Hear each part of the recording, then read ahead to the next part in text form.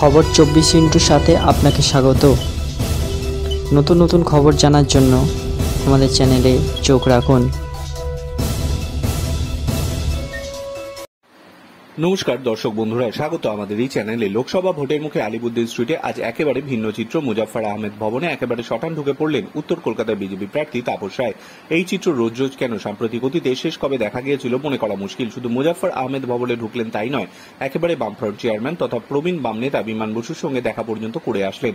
আচমকা কেন বিমানের দুয়ারে গেলেন বিজেপির তাপস রায়? না, অন্য কোনো সমীকরণ খোঁজার দরকার নেই তাপস রায়ের। কথায় তিনি বিমানবাবুর আশীর্বাদ পেতেই দেখা করতে গিয়েছিলেন।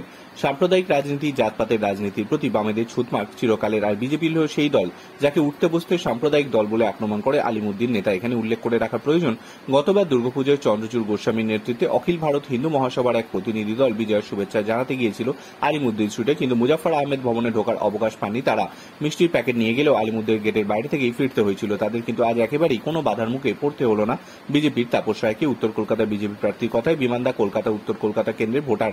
আমি প্রার্থী হিসেবে বিমানদার আশীর্বাদ চাইতে এসেছিলাম। আমি যেমন সকলের কাছে যাচ্ছি তেমনি এই কেন্দ্রের ভোটার হিসেবে তার কাছে এলাম। শুধু তাই নয়, সাক্ষাৎ পর্ব শেষে বামফ্রন্ট চেয়ারম্যানের বেশ প্রশংসাও শুনতে শোনা গেল তাকে।